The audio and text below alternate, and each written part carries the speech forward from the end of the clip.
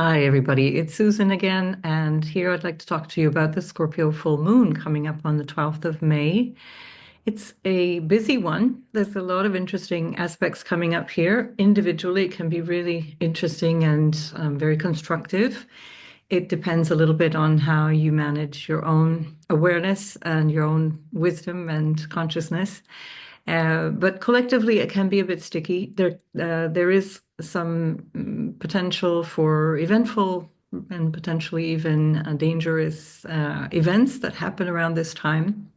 It wouldn't necessarily be anything new in the sense that that's what's going on anyway, but it might be happening in a way that is new and surprising. We do have algol on the sun, or at least the sun is approaching algol. It will get there by the 16th, 17th, 18th of May, so soon after this full moon.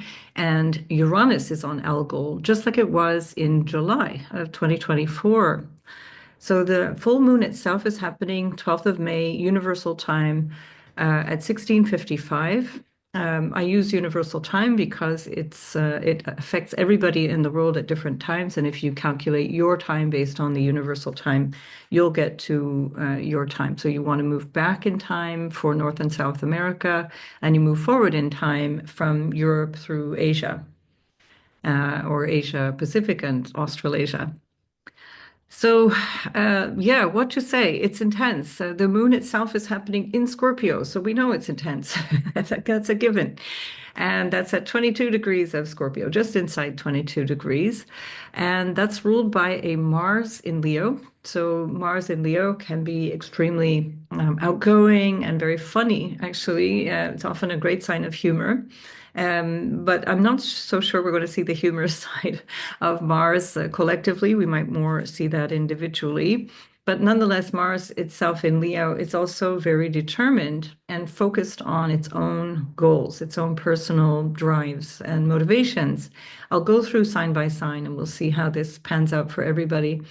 One nice thing about this is that Mars is also ruling Venus, as well as a couple of other very important things that are in Aries, which I'll talk about in a moment. And Aries is applying to a trine to Mars. So this is actually in the next 3 or 4 days afterwards. It's already in an orb of 3 degrees, so that's definitely a worthwhile thing to note. Within 3 degrees, a transit like this becomes effective, especially as it's applying rather than separating. So that's quite nice because it's very creative, it's very inspired, and it brings the Mars energy into a softer manifestation. The moon in Scorpio is always going to have something a little bit sort of close to the heart, or potentially even secretive, or something that is not quite fully consciously understood. It's there, it might be percolating under the surface, not so easy to manifest. But what happens when Mars is in the sun's sign is that it might express itself openly, not so much because of the moon in Scorpio, but because of what Mars is doing. And that trine to Venus can actually bring some real harmony in relationships and bring some interesting dynamics that actually become very creative. The opposition of the moon to the sun is what gives us a full moon, and the sun is also ruled by Venus, and Mars itself is ruled by the sun. So there's also this very interesting tie-in with reference to the Venus-Mars sun dynamic. So relationships, of course, are going to be hugely important. This is anyway the Venus-Mars dynamic, just like the Aries-Libra axis. The Venus-Mars dynamic with Taurus and Scorpio tends to be much more about security, trust issues, perhaps financial issues, sexual issues, trust in relationships as well. Now, we can see this personally as well as collectively, and especially if you have your important points, whether that be the ascendant or the midheaven, for example, or sun or moon around the 22-degree point, and you give, let's say, 3 degrees on either side. All the more so because the next thing that the sun is going to do after this full moon is it will be coming very, very close to the Algol Uranus conjunction. Remember that last year in July, Uranus was here, and every year, annually, roughly in the middle of May, and that will be usually around the 16th, 17th of May. The sun reaches Algol. So this is an annual thing. The difference is this time we have Uranus here. So even last May, when the sun was at Algol, we didn't have Uranus here. Uranus did get to this point in July, but it was well clear of the sun being in the same sign. So obviously, when the sun is at its peak in July, it's already moved on to Leo. So this is something that is, or maybe it was also in, yeah, it would be in Cancer, Leo. But the sun is really triggering this Algol-Uranus conjunction. And that means that something very important, very likely concerning a leader, a head of state, head of a country, a head of something important is going to be affected. Now, one thing that is interesting, a dynamic that is interesting, I'm not going to go through a bunch of individual charts, but one thing that stands out very strongly is that Prince William, the Prince of Wales, who is the pretender to the throne of the United Kingdom, has his Venus here. And that's really strongly conjunct Algol. His mother had the same, and there can be something quite unusual, unexpected in his life that comes up. I'm not going to, again, go through the individual chart, but you might expect something in the news to appear around the royal family. The royal family has a lot of goings on around Algol, royal family of the United Kingdom. I'm just saying that because they're popular figures and very likely to show up with some event in the news.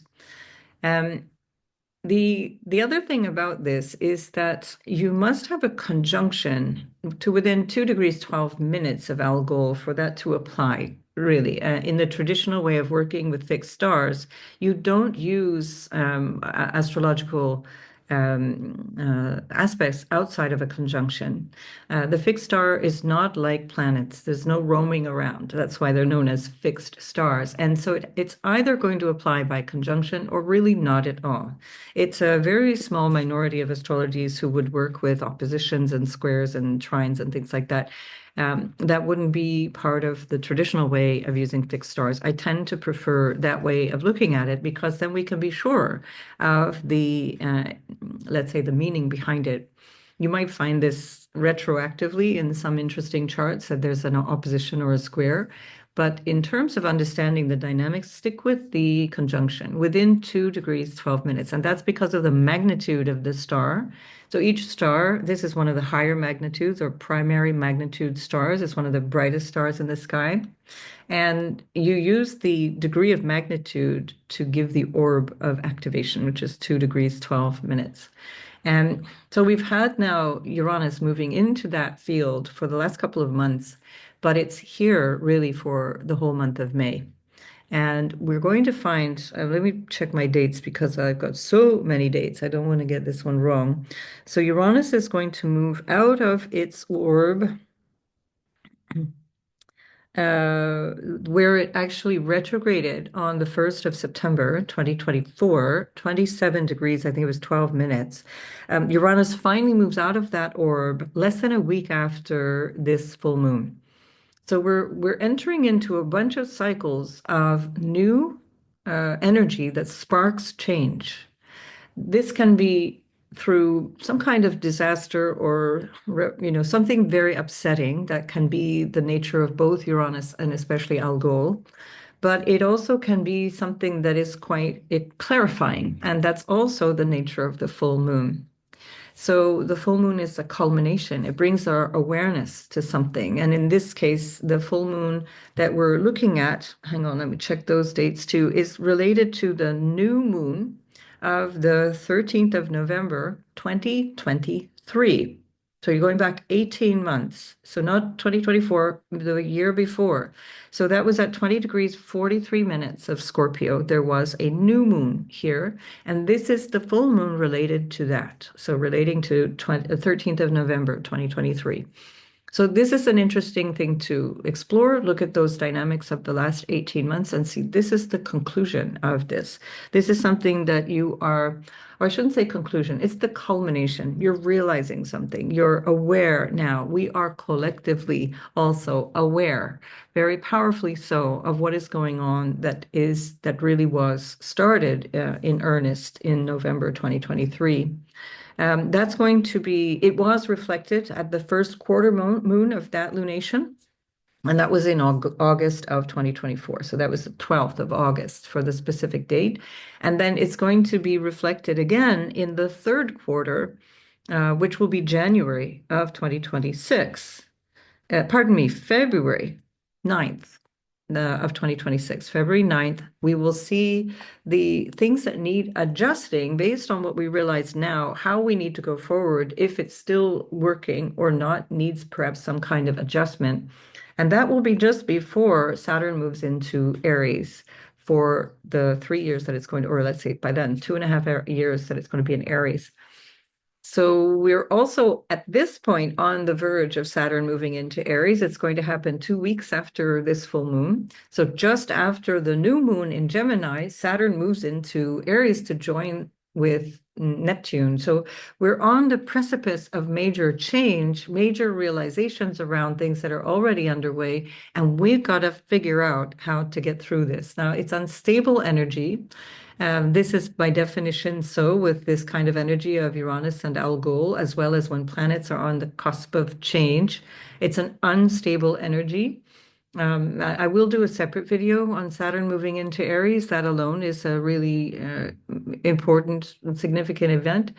But it also is necessary for us at this time to make new choices. One of the things that's happening here is that we have Mercury in a square from a fixed sign, like ruled by Venus, in a square to Pluto, also in a fixed sign and ruled by Saturn.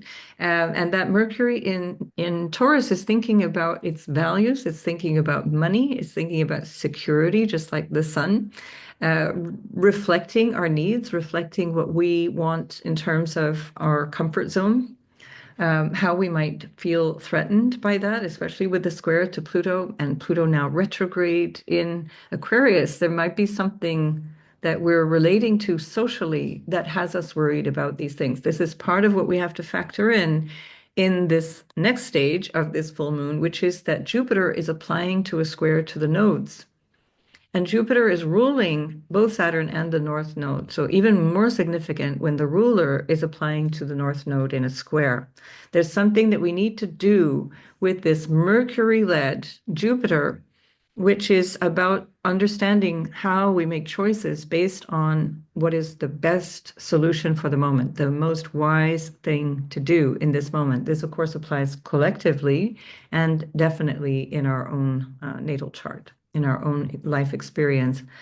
So we have this continued conjunction between Saturn and the North Node that's been going on now for nearly 2 weeks at this point. And although it's moving out of a tight orb, when Saturn and the North Node come together, we give a really wide orb, even 10 to 15 degrees of orb of conjunction. So that's going to go on for many months to come.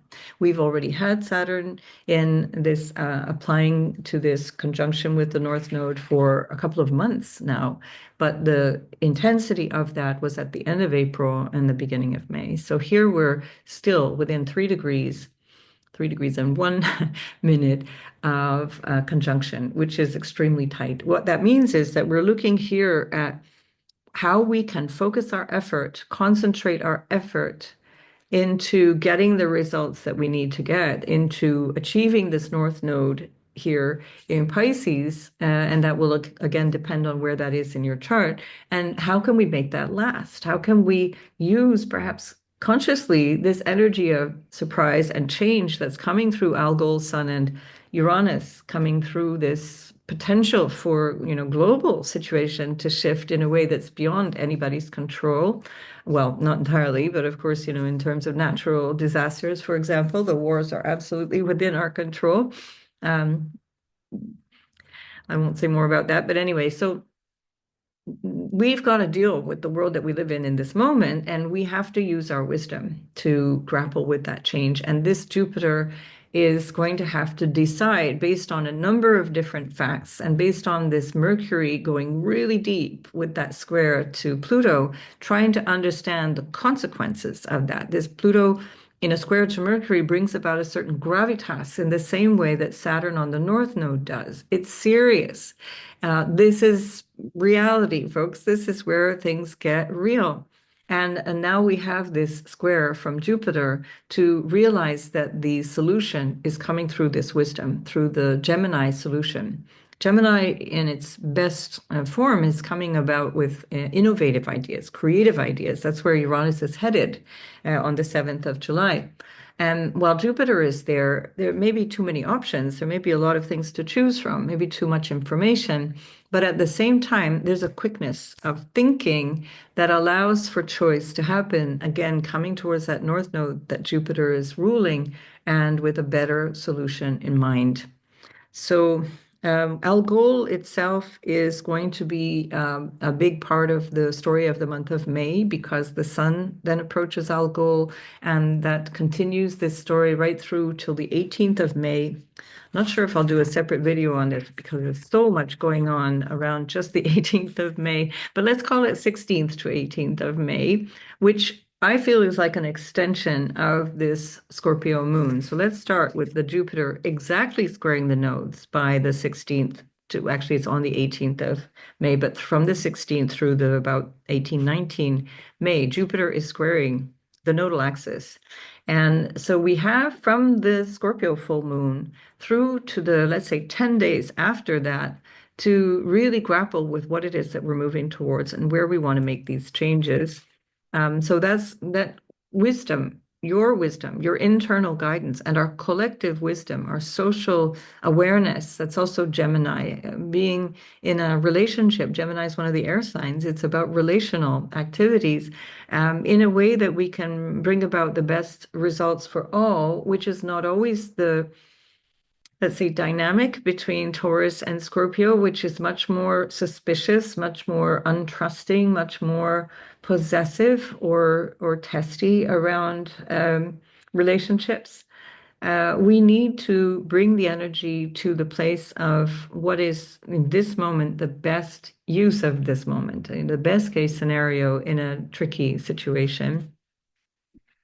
So this is a long-term situation. As I said, we've got big cycles that are shifting in all through 2025, but this is one of those dynamics.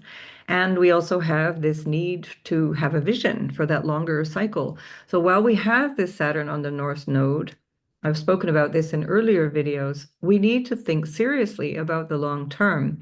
And in terms of the Jupiter squaring that, we want to think from what is my highest potential, or what is the thing that I can visualize myself doing. Why am I here with a sense of service or a sense of doing the right thing by this moment, bringing the best out of this moment in life? And why am I, what do I want to see? Let's say, how do I envisage my life? Sorry, I get my languages confused. Envisage. So I envision my life going forward. And that's especially going to be necessary because Saturn will move into its conjunction with Neptune, or its, let's say, almost conjunction with Neptune, which happens in July. Well, it's still in an orb of conjunction, and so is Neptune with the North Node. So there's something that's lasting that we want to dream forward into, but not in an ungrounded way. All of this energy, Uranus and Algol and the Sun with Mercury, is very grounded. This is Earth energy, and the emotional impact or the psychological impact, which is the Scorpio moon, is going to determine how that all manifests. So getting clear, thinking very deeply about how we communicate, how we think about things. Are we basing our decisions on fear, mistrust? Are we able to see a way forward in a way that is not damaging to other people with this almost exact square with Mercury and Pluto, possibly setting us up for arguments and difficulties with other people? the energy needs to come from a higher place. So the emotions need to be dealt with. We can't ignore them. This is in the moon is in an inconjunct. It's building, applying to an inconjunct or quincunx with Jupiter. Again, that'll be just even hours after this moon, and maybe not even an hour. And that inconjunct from the moon to Jupiter requires handling because the moon, in a difficult or challenging aspect to Jupiter, can have us really explosive. It can fly off the handle, and those emotions can become really big in a way that is coming from the unconscious. So again, some tension there over the next couple of days after this full moon as well. The moon itself will square the nodes, which is its nodes, the lunar nodes, and that will apply to an opposition with Jupiter. So we're still looking at this from the place of how can I do something from a higher place? Because when the moon moves into Sagittarius, it takes on a lighter tone, maybe not so gloomy or heavy, less strategic and more inspired, let's say. So from the full moon, what you realize is going to bring about some kind of change based on something that can be quite inspired and very constructive. The moon will conjunct Pluto on the 18th of May, so big day. It's a really big week following this Scorpio full moon. So by the time we get to the first quarter moon, which is actually the 19th of May, we will have had a lot going on. So we're looking at the moon with Pluto, and that is again part of the bigger theme of the whole of 2025. This Pluto moving into the trine, let's say, what is approaching the trine with Uranus and Gemini coming through the summer, and then the sextile that it's working into with Neptune, and then very soon Saturn in Aries. So there's something here that we're learning about the future in a way. We're learning when the moon on the 18th gets to Pluto, we're learning about the future, how that will look. I think I do need to do a whole separate video about this. These are big new cycles. So this is, by now, if you've been paying attention to anybody for the last few months, that we're in changing times, and these changing times require a new response. And those who respond from a place of their own wisdom, their own higher understanding, not selfish behavior, not fearful behavior, not behavior based on greed, but based on how we can all get through this with awareness, that will determine the course of the future going forward. And that may or may not be the case for even you who's listening. Everybody has the free will to choose how they respond to situations. And we always see that in dire situations, in urgent situations or crisis situations, we always see these, sort of unsung heroes coming through, and you think, wow, what would I have done in that situation? Well, here you are. Reflect on that. Also on the same day, that 18th of May, we've got the Sun conjoining Algol. Now, Uranus will have moved beyond, and Uranus approaches now new degrees, new territory beyond where it retrograded on the 1st of September last year. So now we're into new Uranian territory as well. And then Chiron and Eris will conjoin. So that is a very big deal. It's exact on, I think it's the 25th, 26th of April, May. I can't believe we're in May already. So that Chiron Eris, I will come out with a separate video on that, because that's an interesting dynamic socially. But again, another new cycle. Conjunctions are new cycles, and these are creating a social. In this case, Chiron Eris is a social cycle. We had a conjunction with Chiron and Eris for the last time, 1971, and then previous to that, it was hundreds of years ago, the last time Chiron and Eris came together. So if you're born in 1971, you might have this Chiron and Eris conjunction. Let's see, checking my notes to see that I've spoken about all these fiddly little things going. Well, they're not fiddly and little. They're in my head, they're fiddly and little, but in our world, they are big.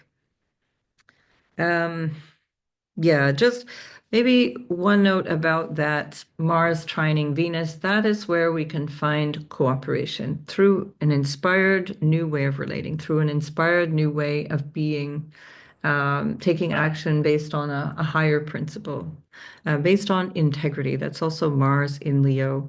And the Sun in Taurus is also about integrity. So this is really helpful to understand that there's something here that's grounding us in integrity, that we mustn't be too selfish. The Venus Aries can be a little selfish. Mars, all the fire signs can bring us to a desire for ourself, an impulse that's quite intense. It starts off with a flash, with a bang, and we want to get to the point where we're recognizing we have to think with everyone in mind, and that's the only way we get to survive. So this is the way forward. Whatever you're doing at this time, what you're planning and how you're envisaging all these envisioning, can't remember which is the right one, how you're going forward in this time is going to be lasting. So even if we're unstable, even if there's an energy of rapid change, what you're preparing is going to have legs. It's going to go forward in time. We're looking at Saturn, North Node. We're looking at the Jupiter squaring the nose. This is not usual stuff. You know, the Uranus on Algol with the Sun coming to apply that, make it more strongly emphasized. Big shifts happening here. And that's even beyond the changes that we're going to get with the trines from Pluto to Uranus coming up in the summer, and then of course the sextiles that are already building with Pluto and Neptune. So much is changing that we have to come as close as we can to what is true for our reality, what is true to, let's say, humanity. What does it mean to be human? Jupiter in Gemini is also to reflect on the notion of brotherly love or fraternal or connection between siblings. You could say this is a sign of the twins or siblings. And then, of course, with Pluto in Aquarius, it's also about that social dynamic. So we got to think about each other, take care of each other. We have to think about how what we're doing will contribute or not to the benefit of others as well as to ourselves. And I would say in these times, the more that we do that is of benefit to other people, that can bring harmony, that can bring something more aspirational in terms of a higher purpose to life, this will bring the best out of these moments. So reach high, reach really high. Algol can bring great results in terms of benefits, but it's certainly not guaranteed. There can also be great strife or great tragedy, and sometimes those benefits actually have to emerge from tragedy, from difficulty. Right, let's have a look sign by sign and see how all of this pans out. I'm going to go, how do I do this? I need to get back to Aries. I'm going to go backwards to get to Aries because I want to keep the moon in Scorpio. So we're losing the degrees, but we keep the basic gist of it. All right, so Aries, Sun, Moon, and Ascendant. You'll read about the differences in the description as always and in the first pinned comment under the video. So for Aries, Sun, Moon, and Rising, this is a busy time. As you know, you've been hearing me say that for a couple of years already, more than a couple. And you do also have the Neptune in the very first degree of your sign, and it's just separating, rather, Venus is separating from its conjunction with Neptune that happened just the week before. So at the beginning of May, Venus and Neptune were conjoining, and that was creating a sextile with Pluto. So perhaps there was something very inspiring, very special for you, and certainly to do with relationships of all kinds. So something to do with your way of connecting in relationships. It also would have put you in connection with the collective because Pluto is in the house for you that represents the collective, your social interactions, your vision for society and for the future, what that holds for you. Now, the moon itself is happening in the eighth house, and that's a place where we find our hidden motivations, our hidden desires, and that can be things that come through patterns of discomfort. That might be emotional discomfort that is psychological or emotional through relational difficulties or relational tension that might be there, or passion that can also, in Chinese medicine, I always found this funny. In Chinese medicine, they consider being in love the same energy as being insane. and that's treated the same way energetically. And there's a lot to that. So when you have the moon in passionate Scorpio ruled by a Mars in the fifth house of love and inspiration and motivation towards the nice things, the feelings of seduction or joy or what brings me happiness, we can end up with a recipe for some kind of trouble. It can be fun, uh, especially on a carnal level, but it can also bring some issues to the surface where things don't always pan out as we thought they might.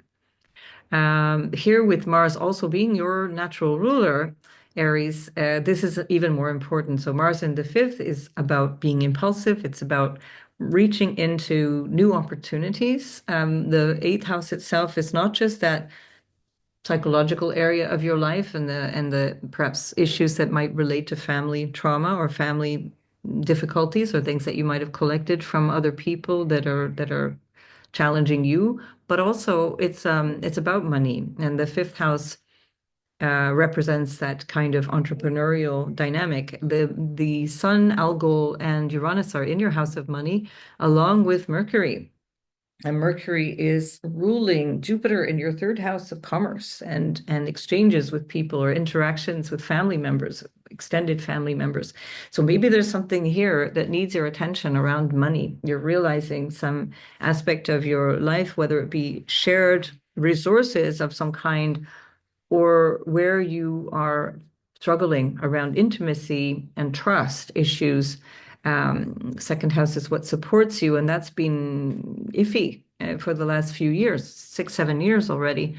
Maybe you're recognizing where that support is not what you need, where you need to reach out in new and different ways. This can be very strongly supported by Jupiter in the third house, guiding you through wisdom to make this choice based on something that comes through that is actually much more spiritual. It's a foundation for how you operate in life. The North Node in the 12th house is connecting you to your, let's say, hidden knowledge or the things that you understand about life. And even Mars in the fifth is in the house of what in Indian astrology is known as mantra, which is the secrets of life or the understanding of what you knew before you came here. That depends, of course, on your natal chart. But interesting that Mars, your ruler, is in the fifth, while Saturn and the North Node are trying to get you to think strategically long term based on your relationship to spirit or your relationship to your own spirit, meaning the mind. And it's ruled by Jupiter in your third house of the mind. Communications, the way you think, how you maybe move forward in investments, how you move forward in your financial security. This is all really important right now.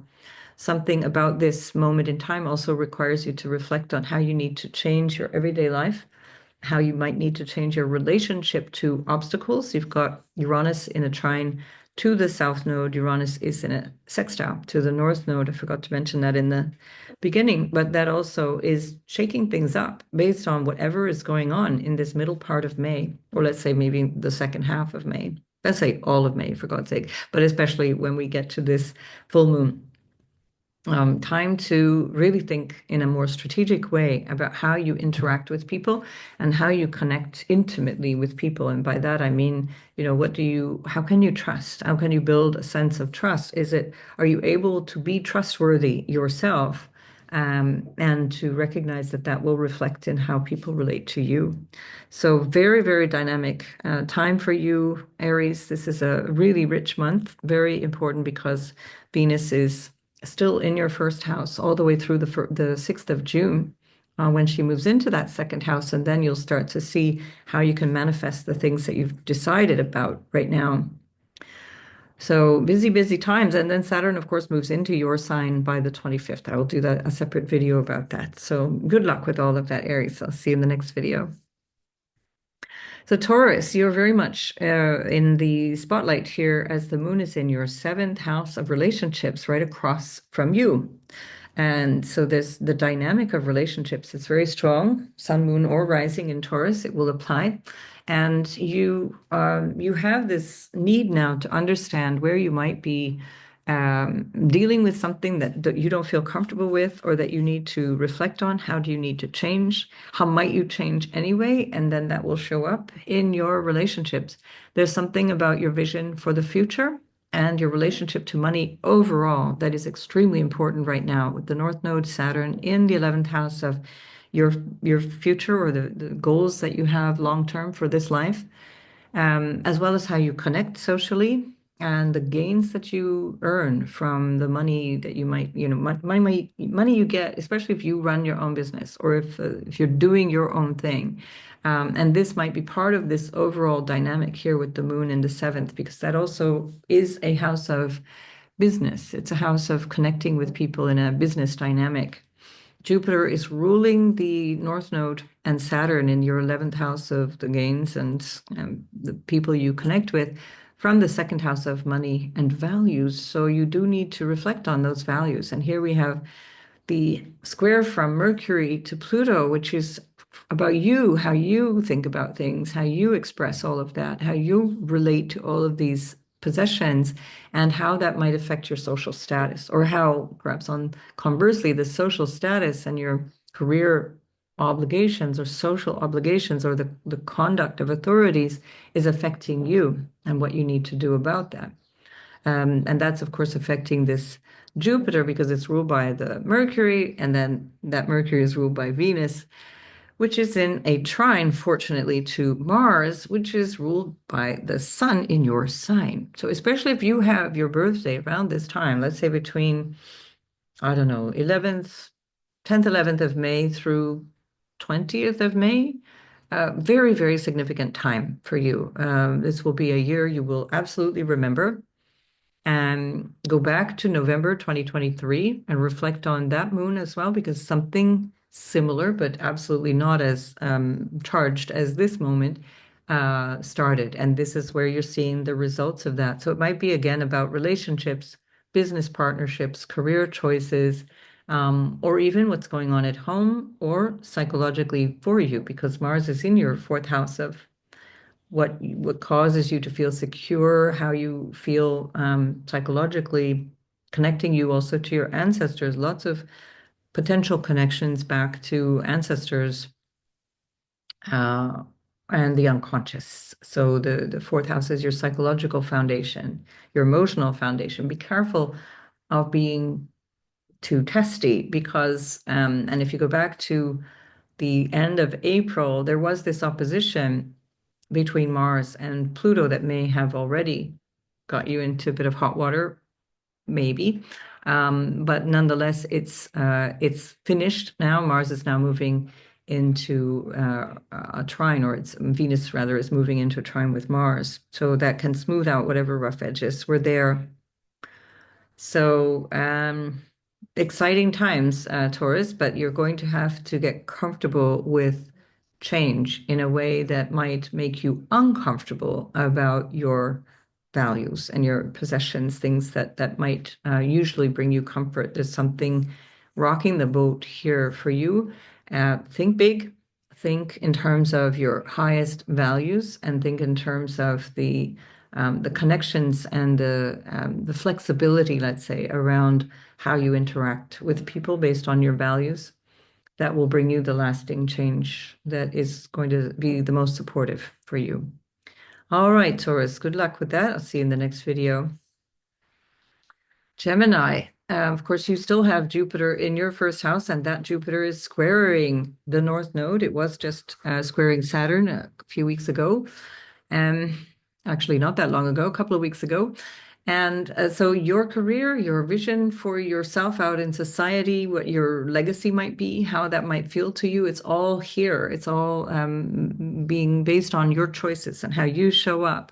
And the moon itself is in your sixth house of obligations and work and what you might need to deal with in terms of your physical health as well. The moon is your it's like a symbol, let's say, for your mood, your emotional sense, your physical body, and so on. And when it's in the sixth house, you might require some awareness of your overall health and how work is affecting your health. Go back to November 2023 and see if there was something that started there that that now requires a little bit of reconsideration, some thought in a new direction. You've got Mars powering you through the third house of will, and it also can bring up some issues around connections with people, how you exchange information or how you converse with people. How do you use your willpower? That will depend on your natal chart, obviously your own Mars.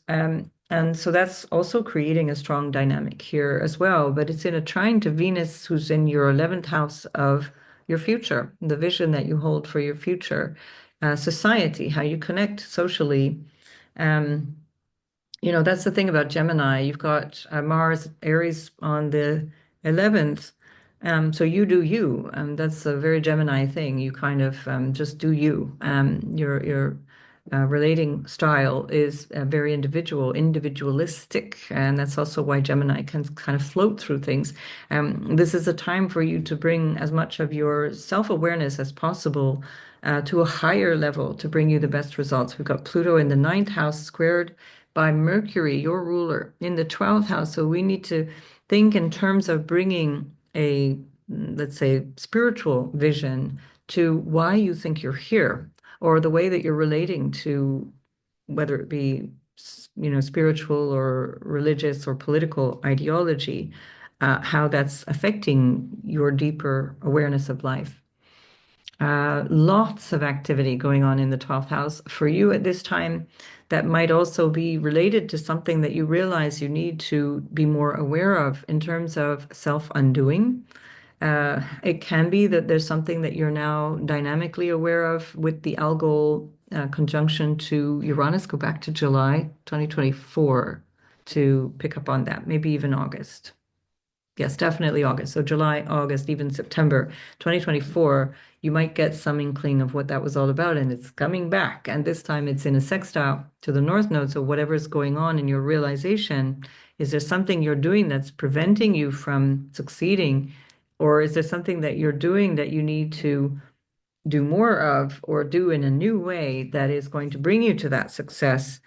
Um, that's the question. So go back to last year and reflect on that. The sun will move into this area of the chart within a few days after this moon, and that will expand all of that notion. And the sun rules your third house, where Mars is. So it's about will and free will, using your willpower. How do you connect with people? How do you work with people? This can also be very strongly related to siblings, especially male cousins or brothers, for example, uncles, because Mars is in the third and it's ruling the 11th, which is often related to older siblings, people who you look up to. Mars also rules your sixth house of work. So there's a lot here that has to do with work, your relationship that might be based on health around work and whether that's working for you. And also what you might do that might be considered a little self-indulgent or not helpful at this time that you really need to rectify to get where you want to go. Of course, where we want to go at this moment in time is that North Node. And the Jupiter in a square to that North Node is about where you use your higher judgment, your highest potential, let's say, to get to that 10th house of expressing yourself out in the world, maybe through a career, but not necessarily. Okay. Good luck with that, Gemini. See you in the next video.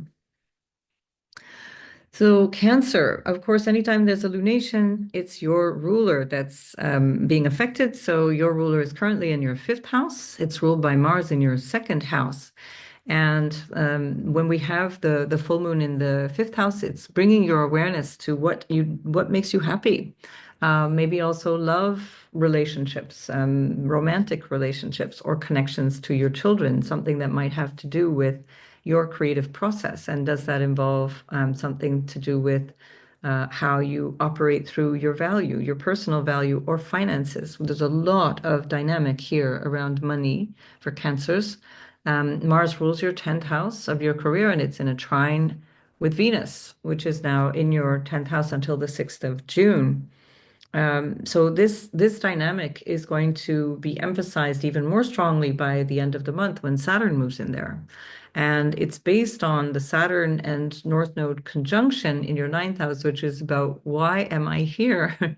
What I do has to have some kind of value. It needs to contribute some value out in the world. And where we find that value in the Cancer rising sun or moon chart is in the Jupiter area where it's squaring from the 12th house of your what you might call your spirit, your spiritual awareness, or what means something to you unconsciously. What is the unconscious motivation behind what you do? The more you can be conscious about that, or the more you can connect to something that is connected to your spiritual values, the more you'll be able to find the answer to the question, why am I here? Of course, the moon in the fifth has a lot to do with your children or opening up and reflecting your creative talents as well. And because it's also ruled by that Mars in the second, it's based on perhaps some kind of expenditure. Mars in Leo in the second house can be spending as much as you earn. So be careful also the dynamic around expenses. It could be that expenses are related to, if it's not children, then to your work, especially because Venus is up there, ruled by that Mars in Aries, in the 10th house in Aries, which is your career house, and Venus rules your house of gain. So you might have to work harder or spend more to gain more, if that makes sense. Like having to invest in new equipment or in traveling, especially with that North Node Saturn in the ninth, to do something out in the world. So this doesn't mean that it's a bad expenditure. It just means that there's something to reflect on around that second house. Your values play a huge role in your career at this time. Standing up for that, working quite independently at this time, because when we have the Mars in the second, you don't really get a whole lot of support from other people. It's really you pushing through, especially as it's ruled by the sun. But at this particular time, there is a lot of activity in the social part of your chart. And as of the 6th of June, Venus will be there too in her own sign and bringing you even more dignity in that area of cooperation with others. Something new and unexpected. Well, Uranus and Algol come together with the sun the week after this full moon, could be coming from a group, a society, a network, a motivation, a vision for the future, a new source of income, because that is the house of gains. Venus being the ruler of the house of gains in the 10th house at the moment, ruled by Mars in the second. It could very, very strongly relate to new sources of income, new ways of working so that you can stimulate new income. Algol can represent increases of money as well. Um, and if you go back to July, August, September 2024, you might get an inkling of how you might have already done something in this direction, except that this time it's really, really strong. It's in a sextile to the North Node, which it certainly wasn't last summer, and in a trine to the South Node. So there's something connected to a longer arc of time, a longer destiny, because we've got Saturn still with the North Node that's already been there for a few weeks. Long-term decisions, listen to the beginning of this. Long-term decisions are at play here. Mercury is in the 11th house again, checking out your future, maybe again with reference to gains, things that you might get from what you do. And Mercury is quite freshly out of Aries, where it's been, feels like forever, since February. Was it February? Since March, sorry, since moved into Aries in March and then did its retrograde in between Aries and Pisces. So now it's also charting new territory and then moving into a square with Pluto in the 8th house. So it's about how you share resources. This is something that you need to reflect on, how you engage with people, how you engage with your future, how you engage with your purpose. It's all going to reflect on the aspects of the 8th house, which is about how you might share those resources. That can also tie into unconscious or psychological aspects or even the occult. And we talk about the eighth, ninth, and 12th houses, Jupiter ruling the ninth with Saturn on the North Node, and then with the Pluto in the eighth in a sextile to Neptune, there can be something really very occult about this new thing that you're doing, and it can also come through you unconsciously, what you're opening your unconscious awareness to. And so all interesting stuff, very, very important for you to keep your eye on the future and don't disperse. Very difficult when Jupiter is in Gemini in the 12th house, but focus, focus, focus, focus. This is the Saturn on the North Node. And I'm saying that for myself because I have Cancer, Moon, and Ascendant. All right, Cancer, good luck, and I'll see you in the next video. Leo, of course, every lunation involves the sun in some way, shape, or form, and that's your ruler. So you have Mars in your first house, ruled by the sun in your 10th house. So lots of things going on in terms of the career and home axis, or the axis of what makes you feel secure. So issues around money, no doubt, are very important for you right now, or maybe new ways of sharing money, or new ways of being in a role and in a dynamic of security with other people, because we also have Saturn and the North Node in your eighth house of other people's money, and that's squared by Jupiter in the 11th house of gains. So there must be something going on here around financial security or around security issues that involve a relationship. You've got Pluto in your seventh as well. That can change in a very permanent way the dynamics that you have in relationships with other people. Pluto is squared by Mercury at the top of your chart, and Mercury is ruling your second house of money as well as your 11th house of gains.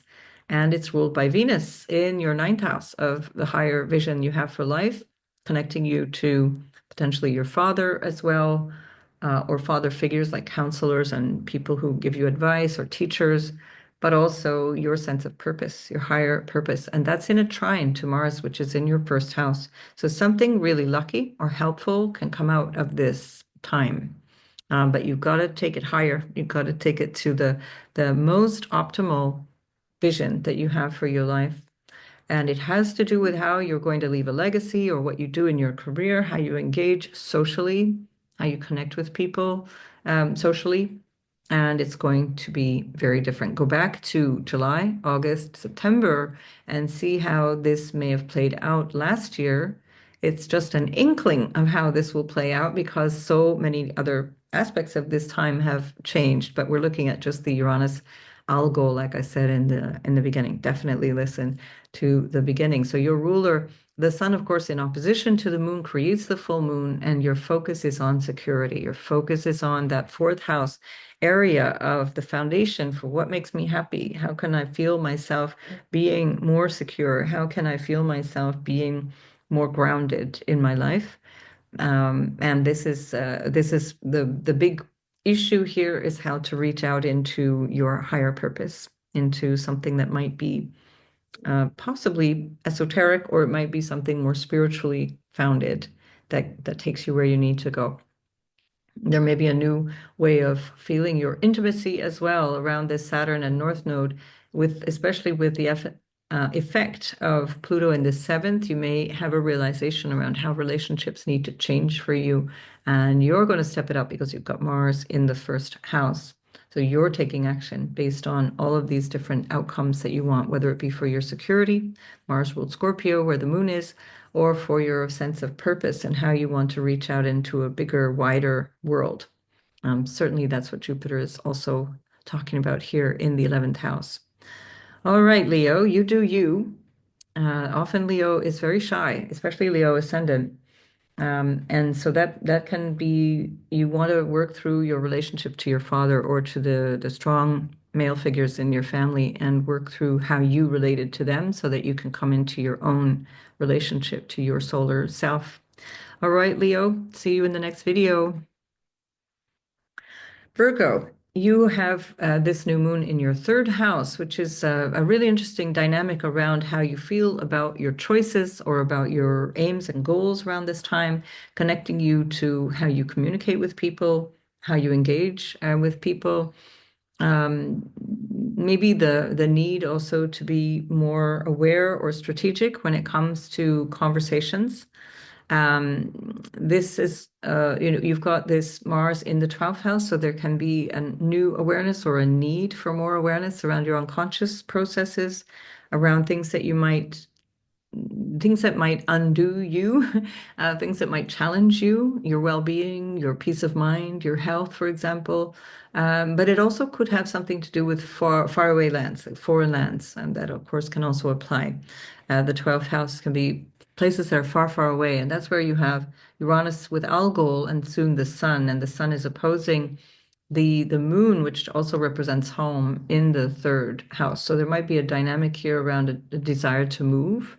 And and if so, this is based on your awareness of what it is that is not good for you, because we've got this Mars dynamic with Pluto has been in the 12th and 6th house axis. So you're recognizing something in your everyday life that needs to change, that is no longer what you thought it should be or what was good for you. You're recognizing that something needs to be done here, or it won't work for you, or it'll produce potentially even ill health, for example. Mercury, which is your ruler, is trining you. That's very nice. And the Mercury is ruling Algol as well as Uranus at this time, and it's trining the South Node that's in your first house. So it's this inspiration about what I'm here for. Why am I supposed to do this thing? What is my connection to father type figures or people who give advice, or my spiritual or philosophical viewpoint? How does that affect me? And how do I need to let something go about myself to get to this new place, which is this relational quality, perhaps around business dynamics as well? Something very lasting that can be in a committed relationship, whether that's a business partnership or an intimate one. Jupiter is in your 10th, which is all about your social status in terms of marriage and so on, also ruled by that Mercury, which is squaring the Pluto. So you're maybe reconsidering, does this relationship work for me in terms of what I need in my life overall? It's going to be deep and serious, whatever you're contemplating here. And it will have an impact for a very long time on relationships and on your success, your business success, your social status, etc. It's a strong dynamic based on what your highest aspirations are in that 10th house area of life. What do I want? How do I want to achieve it? What is my social goal, let's say? And that will show up in this moment in time. There is a lovely trine between Venus in the 8th and Mars in the 12th. So you might have some really wonderful opportunities for intimacy that helps to confirm whatever this choice is, whether that intimacy is sexual or whether that intimacy is also in that more psychological, emotional aspect. Do I trust this person, for example, is a big question here. And if so, then that leads you to the choice that you want to make. Something maybe also circling around siblings or extended family, issues around extended family, and that may involve some sort of loss or change in that sense, because we've got Mars ruling the third, where the moon is, in detriment from the 12th house, which is about letting go of something. Mars also rules the 8th house of transformation. So, of course, that won't apply to all of you, but that might be something significant for many of you. All right, I'm going to leave it there. Good luck with that, Virgo. I'll see you in the next video. Libra, this lunation is in your second house of money and your family and what supports you, the things that you need to feel secure.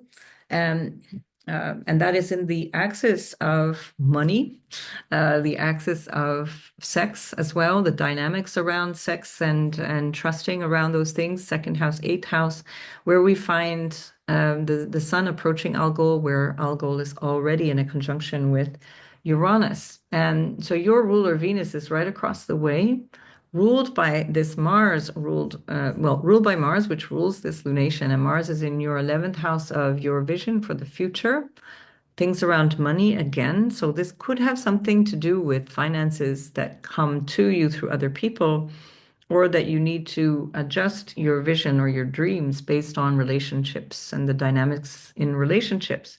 some kind of shakeup around relating or around money, around resources, around even your inner cosmic vision, because we've also got the South Node in the 12th. The South Node, Ketu, is one of the most spiritual planets. It's about letting go. It's about surrendering material things and letting go into this 12th house area, which is very much about your spiritual life. And here we have Jupiter in the ninth, similar to that. What do I aspire to? What's my highest vision for life? And Jupiter itself is squaring these nodes. And Saturn is with the North Node, so it's about changing your everyday experience from a place of a higher vision for life, a higher purpose, or a need to come to a deeper understanding of why am I here and who am I here with? Is that working for me? Are these relationships are they qualitative relationships? Um, so yeah, we're into something very, very new and different here, new cycles for you, and it seems to be very much connected to your relational qualities. Um, we've got Pluto also in the fifth. This might be relating to your children. Now, again, the moon in the second house has you really deeply impacted or reflecting on your family, what support you get from your family. Um, and for you, the moon rules your 10th house of your social status and your parents and so on. So this again might tie into that, to your marriage, for example. Um, Pluto is in a square receives a square from Mercury in the eighth. So there's maybe something in that area of romance, sexuality, sexual intimacy, your creative potential and the need to show up in a new way. That's the Pluto meaning for you for many, many years to come. Bring you a desire to be seen, a desire to be acknowledged. Certainly, that's what all this last few months has been for you because of all of the different shape-shifting that's going on through the retrograde cycle, the North Node cycle, and now Saturn moving in with Neptune into your seventh house. So the seventh house and sixth house have been affected so powerfully all through 2025. And this is kind of like a peak moment at this time that's bringing the height of your awareness to your values, to your sense of self-worth. What am I worth? Who am I hanging out with? And does that bring me the awareness of my, let's say, social identity that I actually want? Or what do I need to do about that? How do I need to reassess all of those things? With Mars in the 11th, there may be quite a lot of activity around socializing. That wouldn't be unusual for Libra. But Mars in the 11th can also have you really focused on your vision for your future. What do I want going forward? How do I want to see myself out there in the world? And that certainly is very powerful in connection with both relationships in the seventh house as well as this moon in the second. So tying your future to the relational qualities that you have, of course, as a Libra, but it's very, very specific to this moment as well. Right, so Libra, make the best of this moment. Do what you need to do for yourself and going forward, because you will want to, it might be uncomfortable, but you will want to make some choices, some really clear choices to change the way you are going forward, because these are long-term setups that we're working towards here. All right, Libra, take good care, and I'll see you in the next video.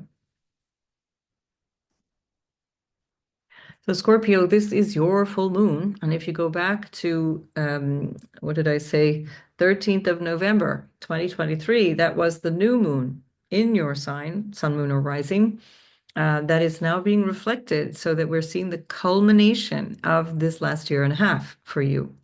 And here we have the sun in the opposite sign. That's what gives us this full moon. So you're highlighted here. How did I feel about all of this? How am I coming through all of this? How do I relate to all of these things that are happening, in this case, in your seventh house of relationship?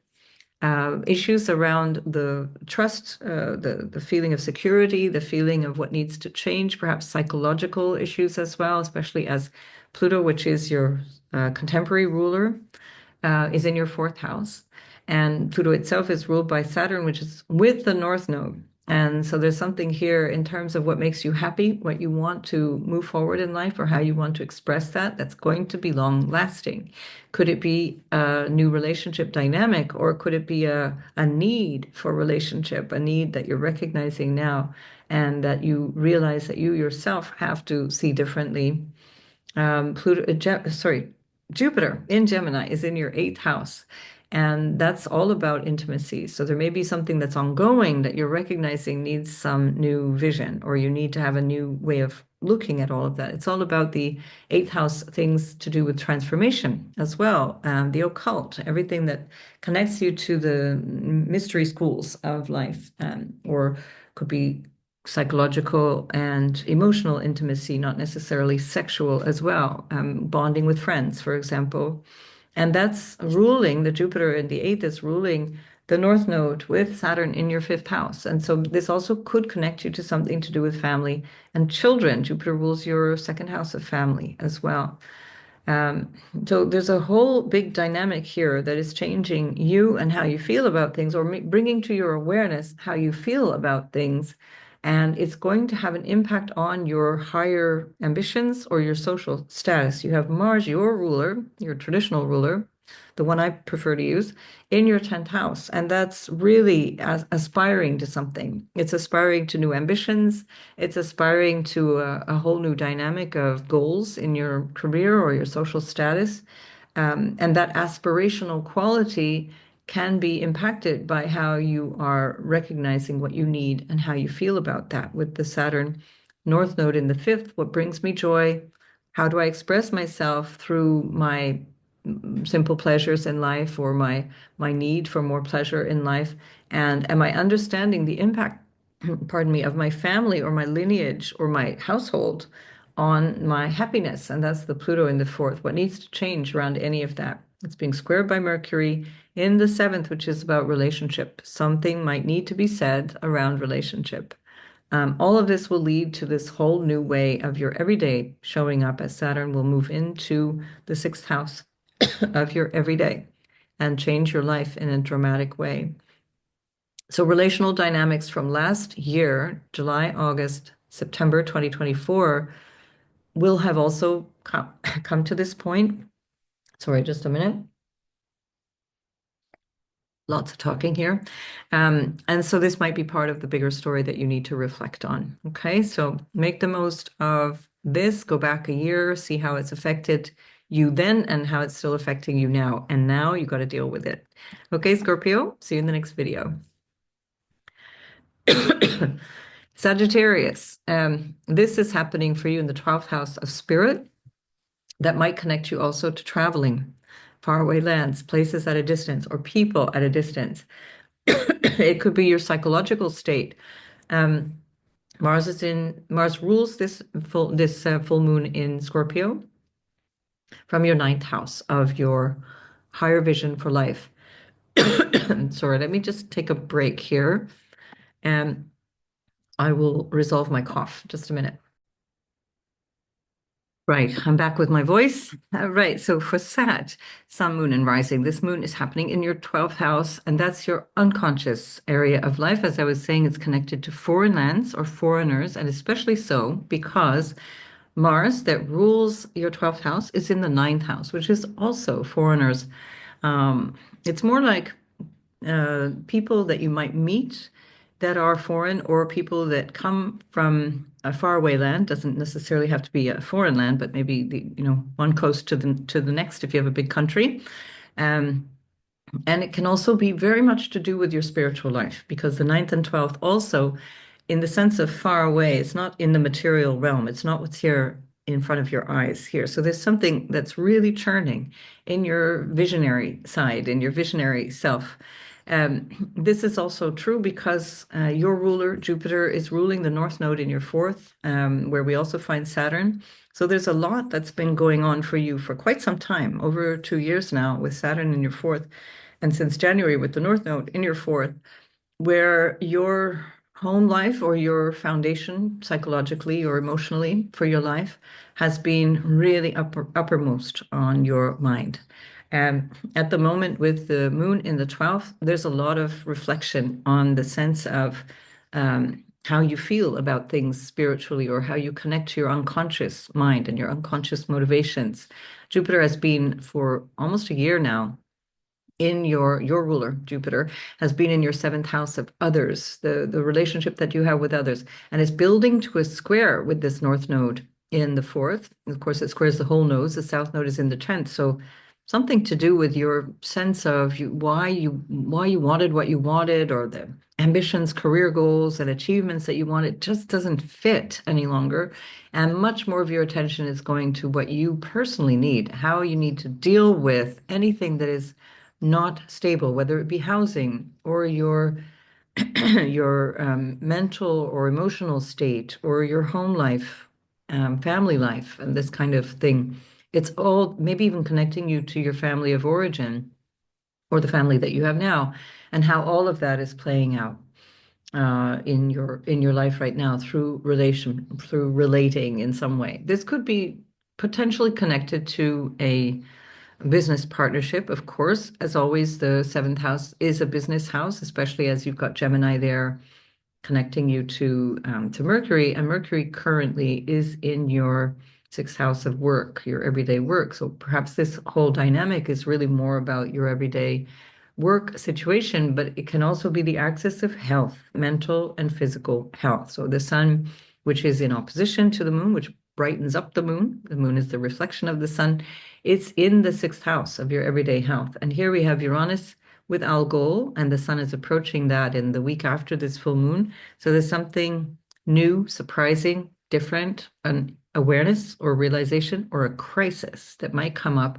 that connects you to a crisis in work, or crisis in health, crisis in, again, whether it be mental or physical health. Both can be true, and in fact, one always affects the other. This can also be a part of this growth and this dynamic of awareness of the moon in the 12th. That can also bring your awareness to issues of self-indulgence that are part of the dynamic of self-undoing. That's the 12th house as well. And Mars rules the fifth house of what makes us have fun, and it can be a little bit self-indulgent, because that's the thing for the Sagittarius rising, is that Mars ruled Aries is on the fifth. So that's where all that spontaneity comes from, right? It's not randomly because it's a Sagittarius, but it's because Mars rules the fifth in Aries. And that's where you get this kind of impulsiveness. I want to do this. It's where the multiple romances come in, as well as the fact that Gemini is on the seventh. And the eyes roving and being inspired by things. And now we've got this Venus in a trine to Mars in the ninth. So maybe there's something here about romance, or about a dynamic in relationship that you're becoming aware of, that needs to stabilize in some way. And that you're becoming more aware is a part of a longer term vision that you have for your life, a higher goal in your life, especially as Mars is up there in the ninth. There's a spiritualized vision for the way that you conduct yourself, or the way that you conduct your romantic life potentially. Or of course it can relate to your creative impulses as well, and how that dynamic plays out in your everyday. Or of course children, and how the children and the impact of either having them or not having them, or maybe having issues around children, can also be a part of that dynamic. Um, And then, of course, Saturn is with the North Node. So whatever you're doing here, creating this foundation is extremely important, because Saturn alone, even if the North Node is not there, multiplied by the North Node impact, it's about creating a foundation that you can build on for the next 14 or 15 years. And what you're doing now is going to build this foundation in your 10th house, bringing you to this awareness of the culmination, or the results, let's say, of the aspirations of the 10th house based on this foundation right now. So a hugely important moment in time for you, Sagittarius. Don't stress about it, but see long term. Don't be impulsive. Really think in terms of what is the best way through. Who are the best people in my life? Am I hanging out with the right people? Am I hanging out with people who are going to bring me better results? If we think about Mercury ruling the seventh, ruling that Jupiter squaring the nodes, Mercury is in a square to Pluto in the third house, which is all about friends and siblings and connections and neighborhood connections and so on. Time to really reflect deeply on how all of those things impact you, including also your thinking and the way you communicate as well, how all of that is impacting you. And of course, your health, because we're looking at that axis of the 6th and 12th. All right, Sagittarius, good luck, and I'll see you in the next video. Capricorn, this full moon is happening in your 11th house, and that is about your aspirations for the future, how you reach out into the future. It's a very significant place because it also connects you to your vision for your life. And that's where we see, for example, for a Capricorn, Capricorns are very strategic about their life vision because they've got Scorpio there, which is ruled by Mars. In your case right now, Mars is in the eighth house, and that eighth house dynamic is about worrying, or not worrying, I shouldn't say that, about dealing with issues that might come through shared resources, contracts, and things that come through marriage or business partners or stuff that you're dealing with around clients, for example, if you work with clients. The things that you might be grappling with that are a little uncomfortable that can come through family difficulties as well, family dynamics. That's an ongoing story from November, December last year. Saturn, your ruler, is in the third house, which again is with reference to extended family concerns or your neighborhood or connections with through communications and things like that. It's with the North Node. Very, very important time in your life to reflect on how you want these areas of your life, this relationship to siblings, your relationship to your extended family, your personal goals in the short term, and your ambitions and aspirations in terms of your willpower and what you want to achieve. All of those different qualities are really, really important now.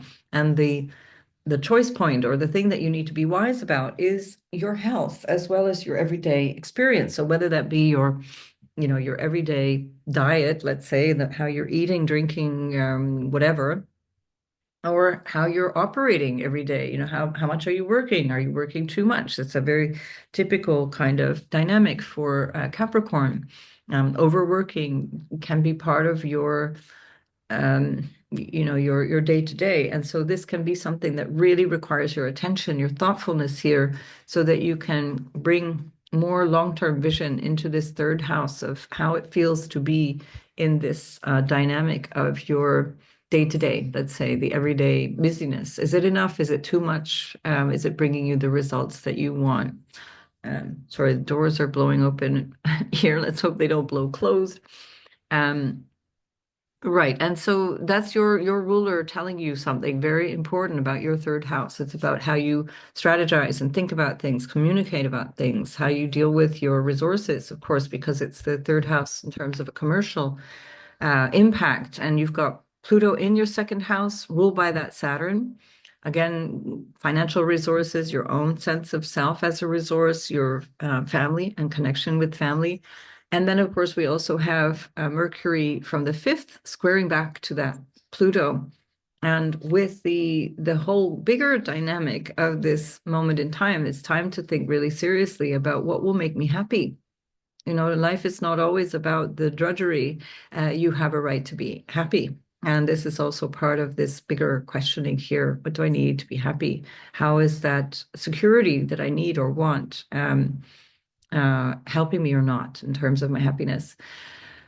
And of course, the sun in opposition to the moon is what we get for what creates the full moon. And here we have a sun approaching the Algol and Uranus conjunction, which is in your fifth house. So there may be something here around children or around your love life, or around creativity, around your self-expression that is having a really strong impact. It's trinal to you. So very, very nice in a way because it's bringing you some kind of support. It's a dynamic support. So there can be something really beneficial here. Mars is in the eighth, trining back to Venus, which is in, or rather being trined by, applying from trine to Mars from Venus from your fourth house, which it rules. So part of this dynamic also has you thinking about your foundation in terms of your family, in terms of your home and land and property, all those things. Saturn, your ruler, will move very soon after this. So 2 weeks after this full moon, it's moving into the fourth house. So your foundation in life becomes extremely important, and you're basing that on your personal choices and on your sense of how you want to connect with the people around you. How you might want to develop skills as well. The third house is skills, whether that be artistic or other skills, they are affecting your work, the work skills that you need to generate income, for example.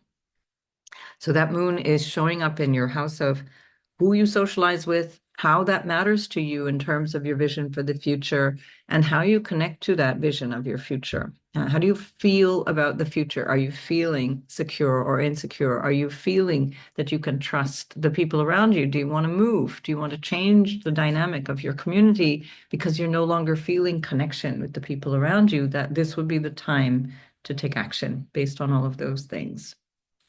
Right, Capricorn, I think that's covered it. So good luck with all that. I'll see you in the next video.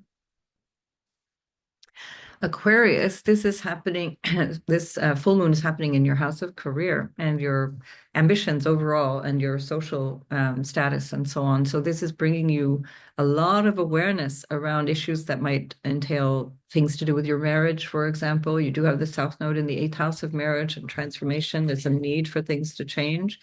Mars is in your 7th, ruling the 10th house. So Mars represents the other, and there may be a dynamic that requires some attention in terms of relationships. That might be, things that require you taking more action to get out into relationships, or it might be relationships that are causing you to reflect on your own actions because there's some kind of perhaps aggression or assertion coming at you from other people. Either way, the relationship dynamic is very strong here. Mars, of course, ruling that moon is also ruling the 3rd house, where we find Venus, and Venus is applying to a trine to that Mars. And Mars in the 3rd, Venus in the 3rd is referencing friends and your extended family or siblings. Choices, let's say, the everyday choices that lead to the aspirations of the 10th house. So there's something here that Mars is tying in through relationship and through what you need to take action on that will eventually show you what's going on in terms of your 10th house and what needs to change based on that. So Mars is always about taking action.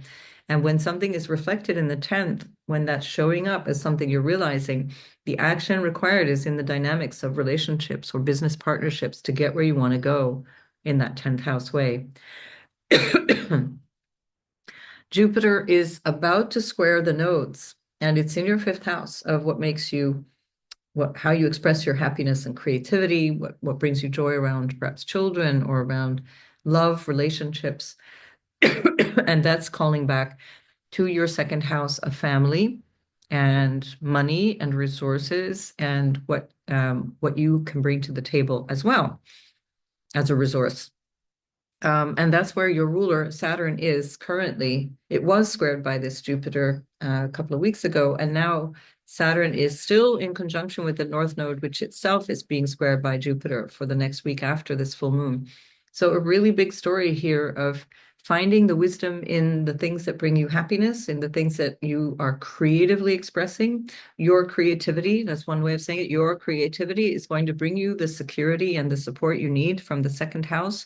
That could be literally income, for example, or how you connect with your family and stabilize the relationship within the family based on how you are dealing with children, or how you're dealing with your own, again, creative response to all of those things. Yeah, and of course, all of this, what can only be described as agitation in the 4th house, has got you stirred up around your family of origin or the family that you've created. And I hope those chimes are not disturbing the audio, but okay, there we are. I'm not going to get up and fix that. So that's the angels speaking to my angelic Aquarians here. So here we have the the connection between Uranus and Algol that we already had last year in this same place, so also in your house of home and property and family and what makes you feel emotionally and psychologically secure, what you need to be happy, that connection is coming back. So it was already there, July, August, September. Reflect on that, but know that this is also a hugely different time. So that same energy is just applying to the other new things that are coming up in this moment. There's just so much need for change in this moment. So if home life changes, if your family life changes, if your sense of security is shaken up, just know that the place to find this um, response, let's say, is in your creative higher mind. It's in your creative awareness of the need for the moment. How do I find my happiness? My happiness will track back to what brings me the security, whether it be financial or through the family, that I actually crave. And your self-expression, Aquarius, is the important ingredient in the solution, let's say, to whatever might be a problem in your life at this time. So you do you, Aquarius. That's the best way through this. Okay, good luck, and I'll see you in the next video. Whoopsie. Pisces. Pisces, yes, my goodness, so many things. Your ruler, Jupiter, is squaring the nodes that are in your sign, along with the relationship sector where we find Virgo, South Node Virgo. So Jupiter is approaching a square here at the time of this full moon, illuminating your ninth house of what is important in terms of your spirit, what you are aware of in terms of your higher missions. So for Pisces, it's extremely important to connect to the thing that you see yourself doing for a long time, because Saturn with the North Node in your first house, ruled by Jupiter, creating a foundation in your fourth house, and also the energy of this moon now reflecting back to you your sense of purpose and why you're here, while Mars, which is ruling it, is in your sixth house and saying, do this every day, and it will bring you meaning. It will bring you something that will contribute to your vision for your life. This is a really big moment, and it's a very Piscean moment in so many ways, because the energy of Pisces is about spirit and about being there for others and somehow being in service or having an inspired life.